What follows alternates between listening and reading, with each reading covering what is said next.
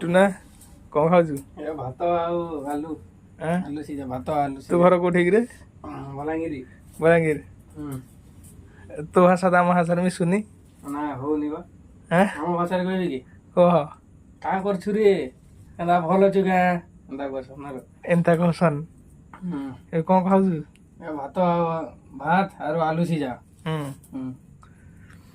ତ ଭାଇ ବାହାରେ ରହିଲେ ଏଇଆ ହିଁ ହୁଏ ହେଲା। ତ ଭାତ ଆଳୁ ସିଝା ଖାଇବାକୁ ପଡ଼େ। ମୁଁ ବେଳେବେଳେ ଚୁଡ଼ା ଖାଇଦିଏ। ସିଏ କିନ୍ତୁ ଭାତ ଦିବେଲା ଖାଉଛି। ସତରେ ନାଇଁ? ବାହାରେ ରହିବାଟା ଗୋଟେ କଷ୍ଟ ଅଲଗା ନା। କଣ କରିବା ବାହାରେ ରହିଲେ ତ ଏମିତି ହବ ଆଉ। ଖାଇବା ପିଇବା ଠିକ ନାହିଁ। ଘରେ ଯେମିତି ଖାଇଦବୁ ଆଉ ବାହାରେ ଖାଇବାଟା ଆକାଶ ପାତାଳ ଫରକ ନା। ସେ ଭାତ ଆଉ ଏଥିରେ ଆଳୁ ଚକଟା ଗୋଟେ କରିଥିଲା ପକେଇକି ସେ ଖାଇ ଦେଇଛି। ମୁଁ ବି ଖାଇଥାନ୍ତି କିନ୍ତୁ